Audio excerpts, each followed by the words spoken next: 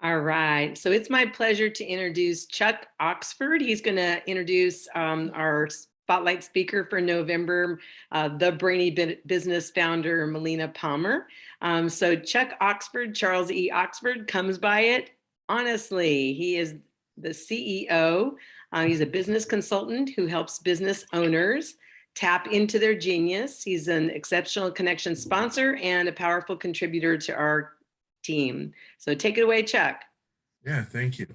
Well, it's exciting that we have Melina here today. I'm so happy that she took the time to, make a contribution to our community because she's brilliant. And who else does behavioral economics? I mean, she's taught me a lot over these years that she started doing that, and I've learned so much. It's amazing.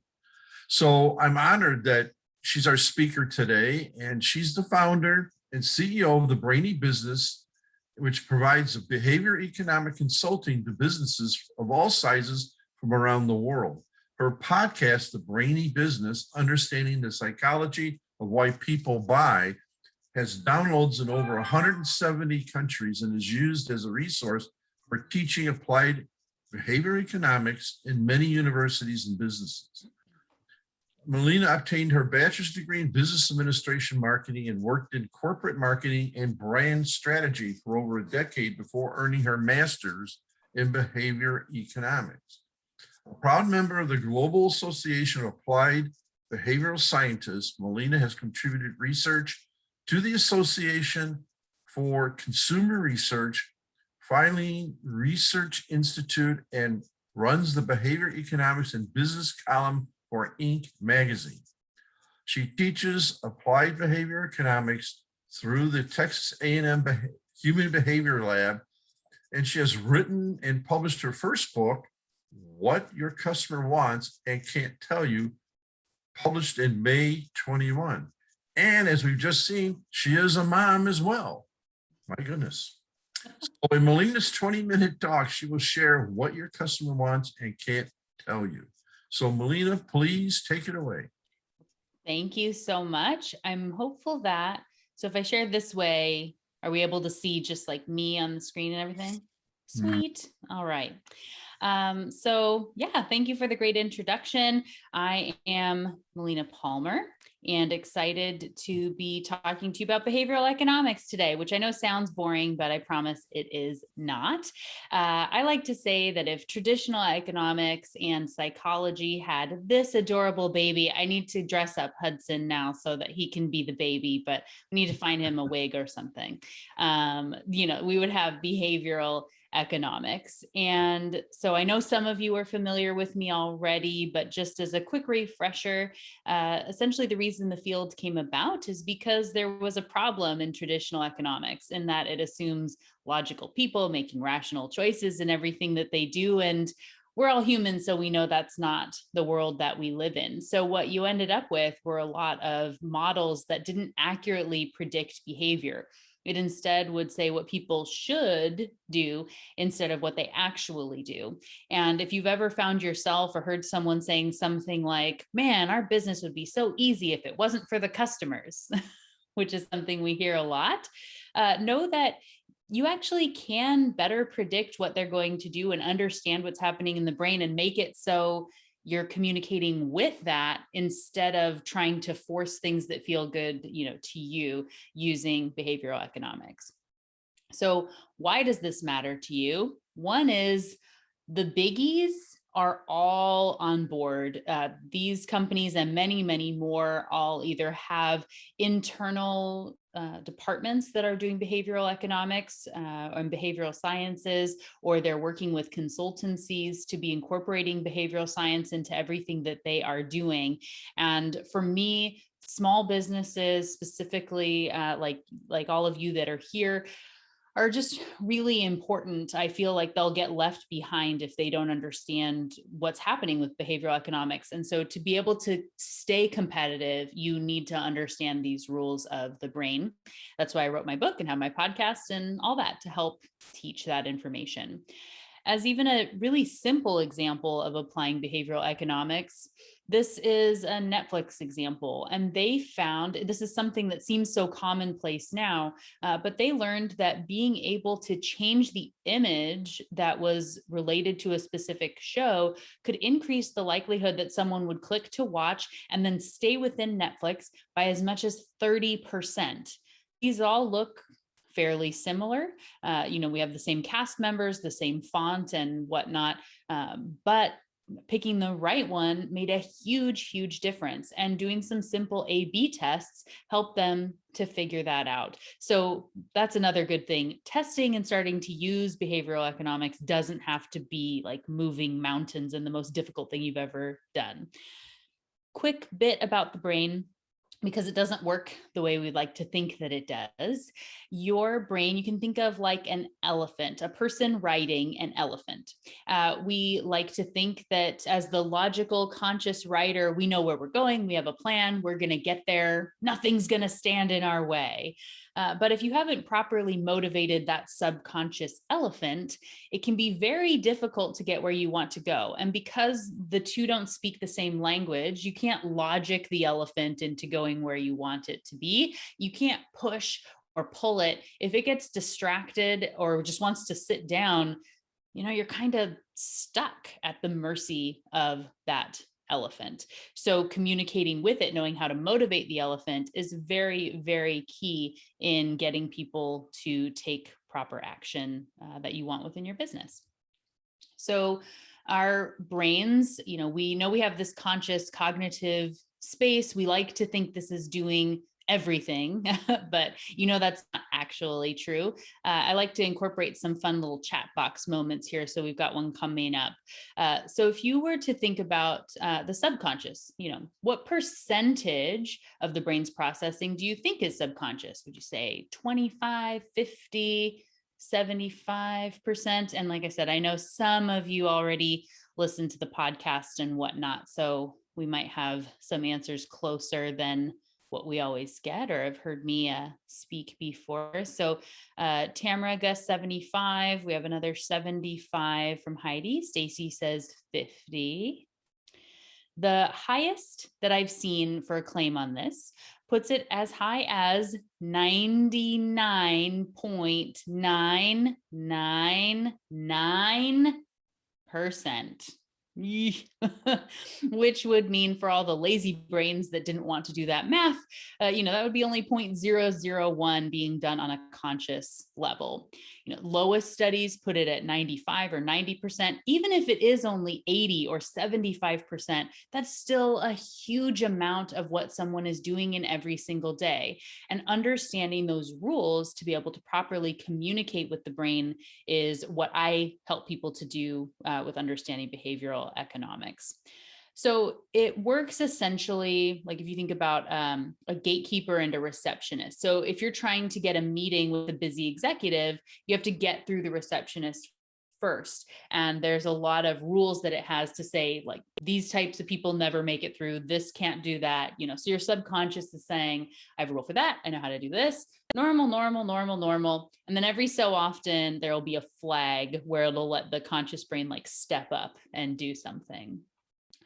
And if we like to think about the ratio in a different way, sometimes people talk about the brain as if it were a computer. And so if you wanted to think about that subconscious elephant can do about 11 million bits of information per second that it can process. There's a lot going on, lots of those rules running through all the time. Compare that to our conscious brain, which can do about 40 compared to 11 million. Even if we were talking about 40,000, it's not a great ratio. And we don't just get to say, oh, this project is really important. I need 100 bits right now in my conscious brain, right? Doesn't work that way. And I know we were talking a little bit early in the kind of informal networking about how you can be telling a story that's going to resonate with people, how you're going to differentiate yourself, and being able to communicate again, with those rules that are going to help be more persuasive, understanding what the elephant is doing from those 11 million bits and relating to someone on that level can make it just much more likely that they are going to want to continue a conversation with you. There are lots and lots and lots and lots of concepts that I could have talked about today. Don't worry, I'm not going to make you listen to all of these. Many of them do have episodes of the podcast if you had wanted to check any out, or you can always ask me a question after the fact. But I did pick a couple that I want to talk about that are particularly relevant. And one quick concept that I introduced within my book is this one of behavioral baking. And so if you were to think, you decided, effective now, you want to start a bakery. Maybe you watched a lot of great British baking show in the pandemic like I did, and you've decided like, this is my new thing I'm going to go do. Only problem is you've never baked anything in your whole life. So what would you want to do first? You probably need to understand the ingredients and a little bit about what they do.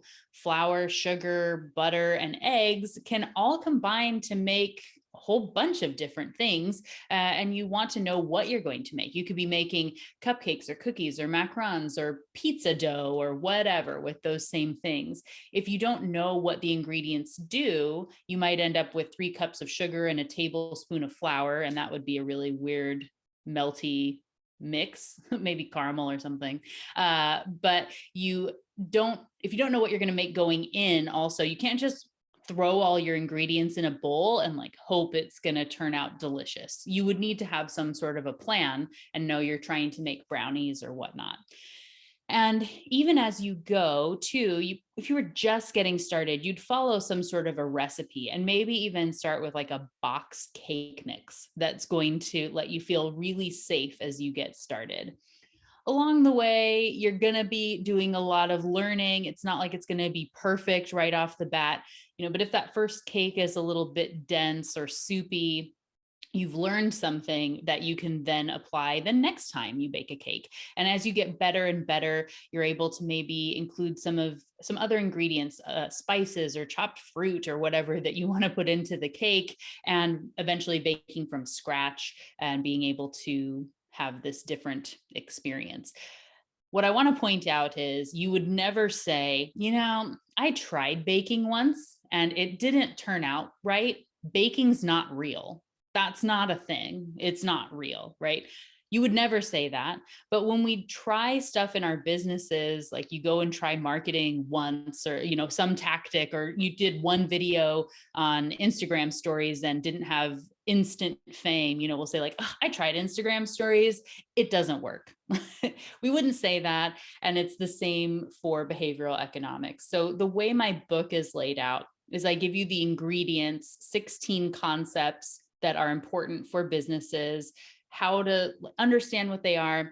Part 3 is looking at ways you can be combining them in sort of a recipe that's looking at this kind of flow through the book. We obviously can't talk about all of these today, but there are some we're going to definitely get to, like what problem you're solving and showcasing your best choice, things like that, as we go. But again, this is the flow of what your customer wants and can't tell you. The most important thing to know, the biggest mistake businesses make, from people I've worked with, from people I interviewed for the podcast, for the book, around the world, all types of businesses, from solopreneurs to global corporations, is not spending enough time thinking about the problem, not making sure that you're working on the right thing. Because our brains are really programmed to think that we're smarter, best, better, faster than everyone else, including us from 5 minutes ago, we think that we have a problem, and however it came into our brains feels like what you go and start working on solving. But it's really easy to find the right answer to the wrong question. And you can spend a lot of time and resources working on trying to solve something that's not the actual problem, like making Band-Aids for someone who has a bacterial infection. It's not going to do anything, even though it feels like it's going to be solving the problem, perhaps. At this point, I always like to bring in Einstein, who was reportedly asked if he only had an hour to save the world, how would he spend that hour? And he said he would dedicate 55 minutes to understanding the problem and 5 minutes solving it.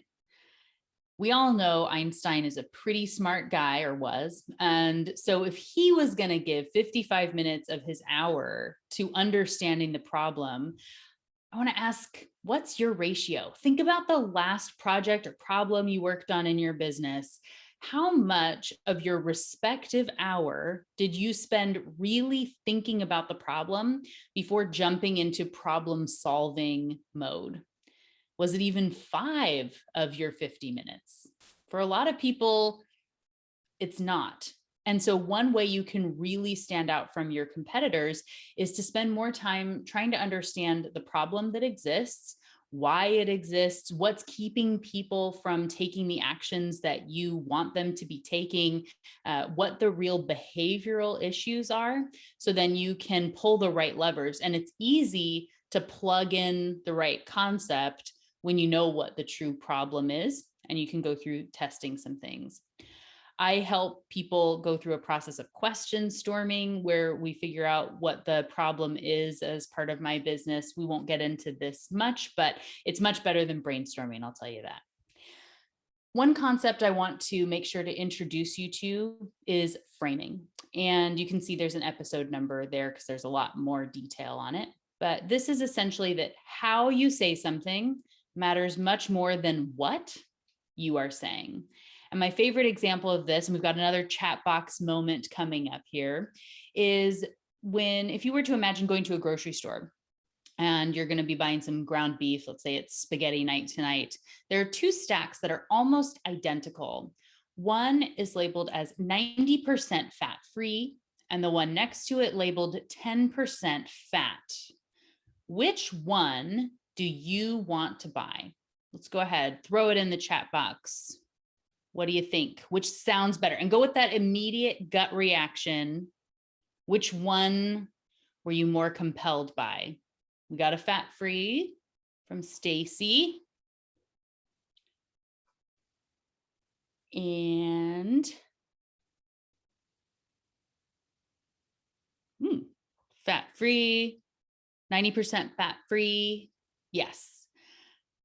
I have given this presentation to many groups around the world, and always overwhelmingly everyone says 90% fat-free. It feels better.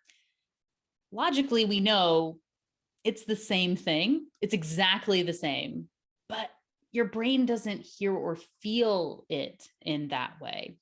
So if you were to look at your own business and say, there could be something that you're communicating and talking about as 10% fat. And if you just flip the frame and talk about it a little bit differently, find a way to talk about that in the 90% fat-free world, that it could be much more compelling. You don't have to change anything else other than the way that you communicate what's happening. Another kind of level up from that, if you look at your industry that you're in, if there is a way that the entire industry is talking about something as 10% fat, where can you talk about it as 90% fat-free and feel completely different and make it so it's naturally easier for people to choose you, where they feel compelled? There's just something about you that they like. They can't put their finger on it because it's a subconscious thing and they consciously can't explain it, but they like that better. So reframing a message can make astronomical differences in adoption rates. One example I love to give is of a client I worked with, a financial institution who had a new checking account that they were really excited. It was a rewards checking, and they wanted to go out with all their billboards with a message, just wanted to run it by me, get a little bit of insight before they went live. And this is what it was actually going to be on all their campaigns and billboards saying, earn 1.26% APY for up to $25,000 in balances. Yeah, not very compelling, right?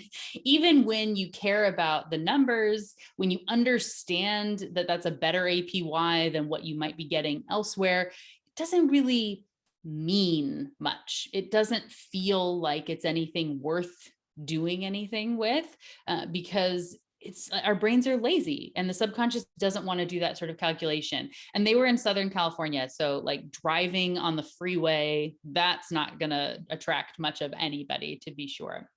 So I got them to reframe this on all their marketing. We didn't increase the budget or anything that they were planning to spend. And instead of saying this statement, we changed it to say, did your checking account pay you $315 last year? That is much more compelling. And you can very quickly say, no, it didn't. And who's talking about that, right? You want to learn more. You're curious, you're interested because of how that was presented.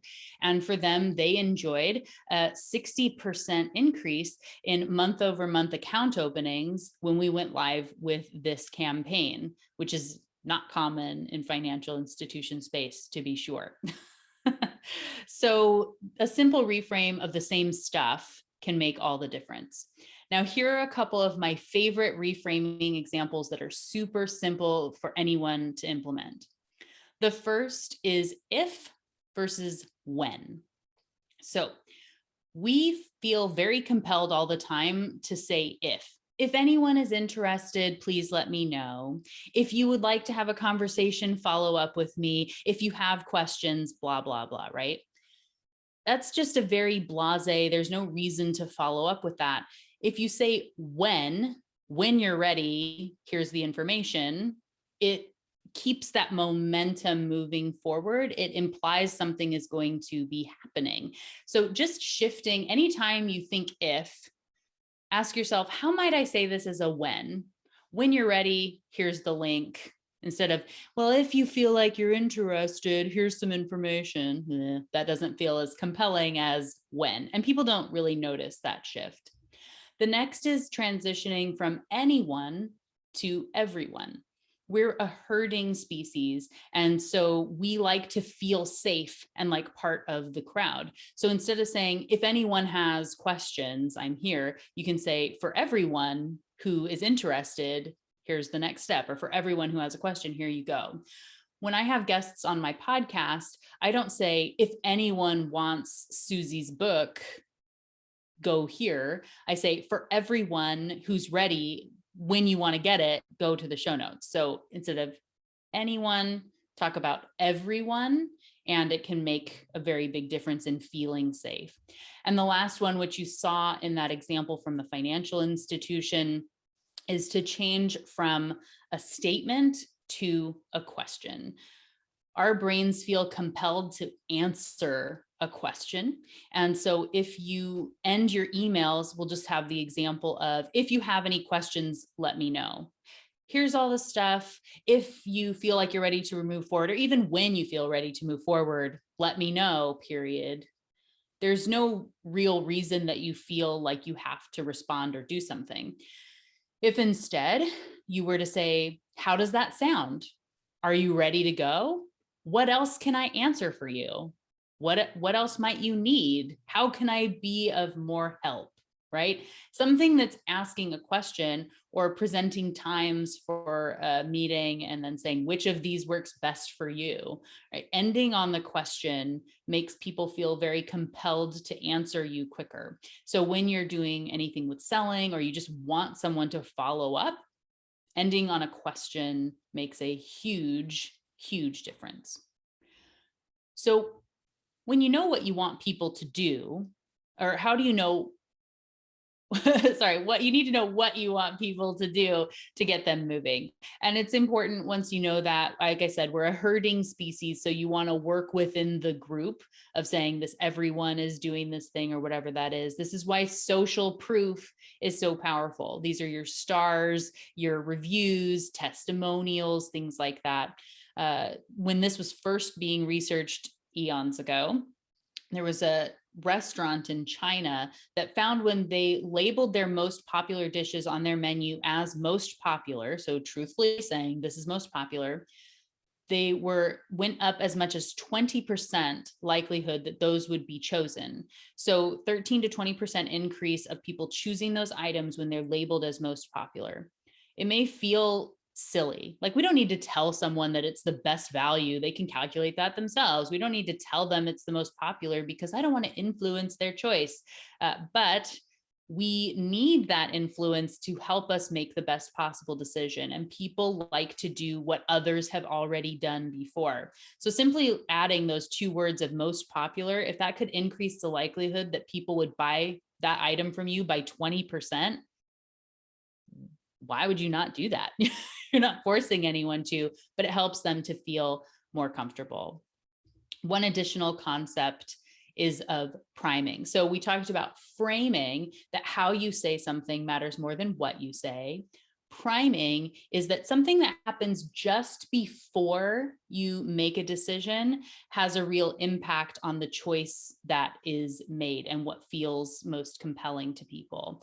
And to kind of show how this works, I'm going to jump into another concept that has some test options. So we're going to go into the chat again, and no Googling because you're supposed to not know this one. All right, so everybody's ready. Are there more or less than 100,000 penguins in Antarctica?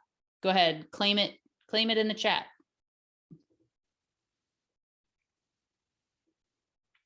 More or less. Heidi says less. Rakshana says more. We have another more and a less. I see a more. So now everyone, you also now have to claim, how many do you think there are? Give me a number.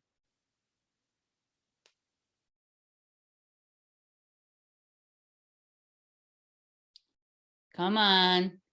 Got to state a number. I won't keep going until someone picks, so we pick numbers. Okay, so Joy says 160,000. Kathleen says 40,000. We have a 200,000, 35,000, 180, 250. There are about 12 million penguins in Antarctica. All right. So let's try again. We'll do another one. Are there more or less than 25 million polar bears in the world?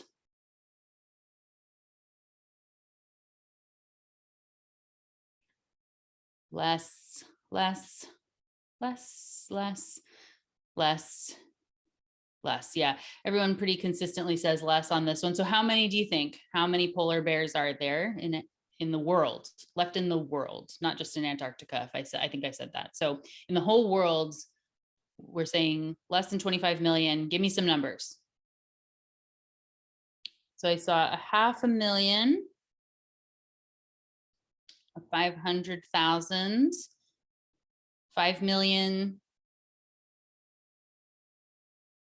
And we had some others that are getting closer here, which unfortunately say there's only about 26,500 polar bears left in the world. And it could be as little as like 15, as some people had said in there. So what happened? Why were our numbers so off? You may have noticed that I said 100,000 with penguins and you were much lower, and 25 million with polar bears. If I had started with 25 million penguins, would your number have been closer to 12 million than when I primed you with this anchor of 100,000? Likely, yes. And so numbers are a great way to anchor behavior, and our brains just love them and kind of get fixated on that thing that happened just before. One business example before I wrap up here on this is a study that was done with 2 different end cap displays, where they had one that was Snickers bars by them for your freezer.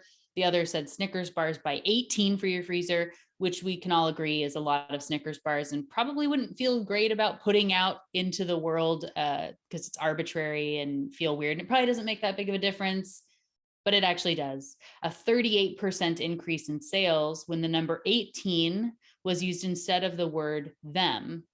And a big reason for this is because them is like a fancy word for 0 in this case. And like, maybe if it gets past your subconscious filter, you'll get 2, let's say. But with 18, you go, 18, like much better than everybody else. I don't need 18. I'll just get 6, right? Don't even notice how that anchor impacted you.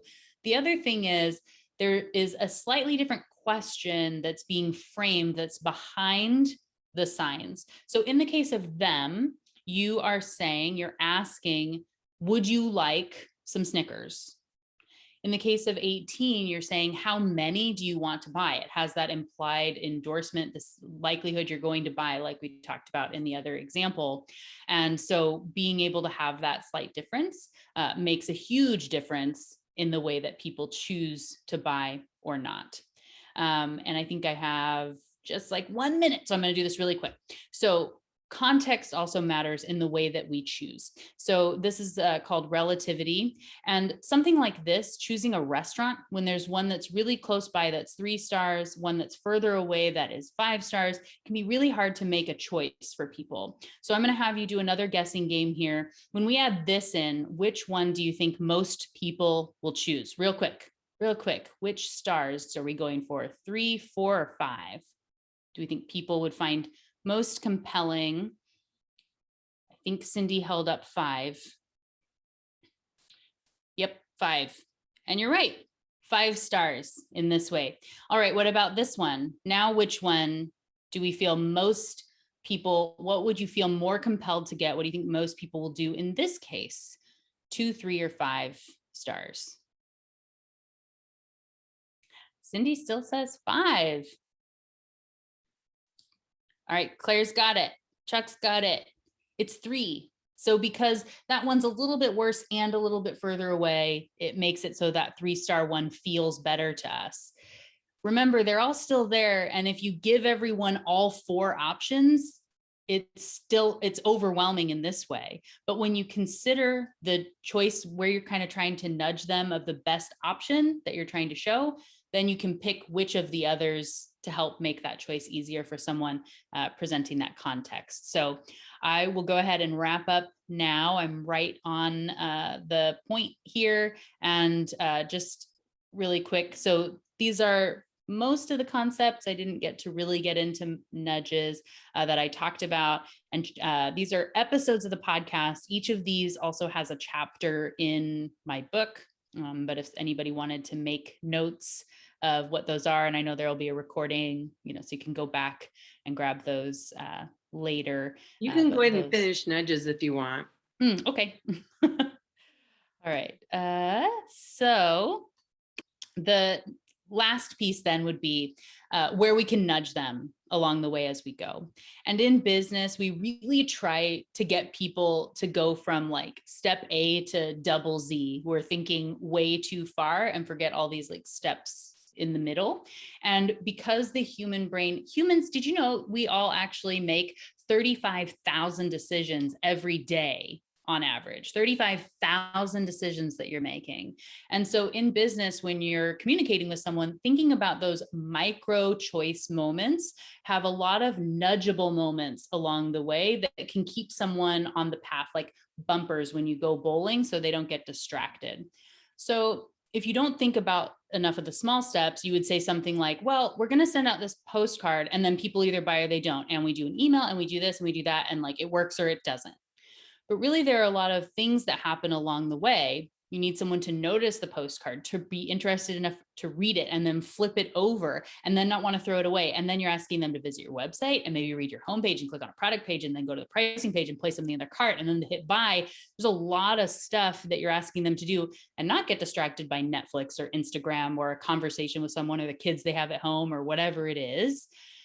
So if you make sure that along the way, you can be incorporating those behavioral nudges to make it so they're more likely to keep going down the path, that is a better way to success, that you can be nudging. And one of my favorite examples of this is of opportunistic insurance fraud in the UK, which was £1 billion a year problem for the industry. This is like, if you know you're going to be the one driving, but you list your your 16-year-old son is going to be the one driving the car, but you list yourself as the primary driver, so you don't have to pay quite as much in insurance.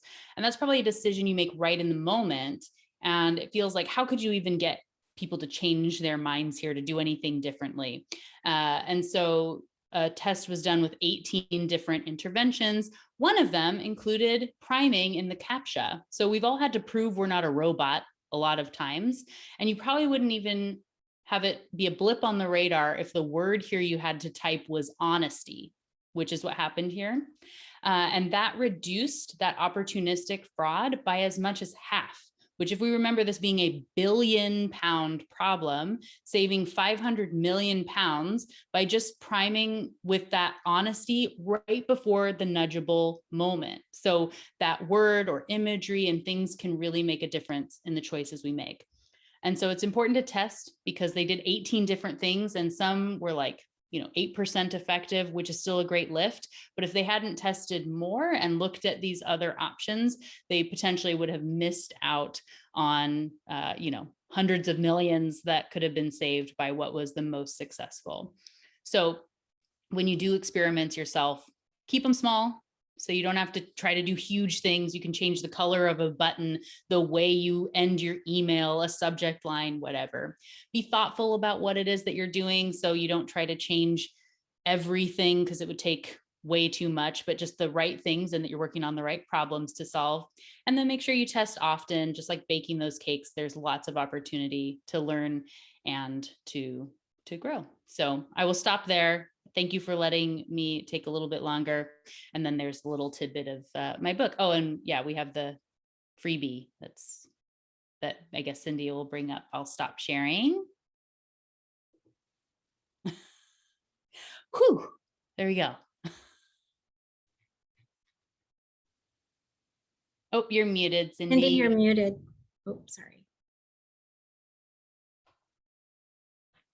Yep. So I'm going to be giving the first chapter of the book for free, which Cyndi put in there. So anybody who wants, if you're thinking, is this for me? Should I check it out? You can go to thebrainybusiness.com/ECN and get the first chapter of my book free. And you can, read it, see how that goes for you. And then there are links to get it. I also have a 111-page PDF companion workbook that I made just full of worksheets for everybody that's free as well to be able to access because it's important to me for people to be able to apply and do this stuff. So, yeah. Awesome. Okay, so I've got it here.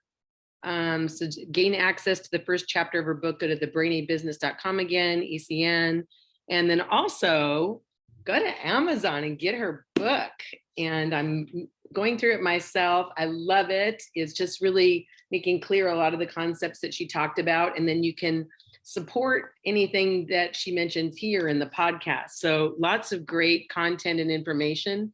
And she is 5 stars on Amazon. So that is, exciting. And congratulations on that, Melina. Also, if you go to thebrainybusiness.com, you'll have access to her latest podcast, as I mentioned earlier. And then how can people from thebrainybusiness.com alone, they can go to your podcast, right? Yep. Yeah. So there's a podcast page there and, links for that, as well as more information about the book and links for all the socials. You can find me as The Brainy Biz pretty much anywhere. So.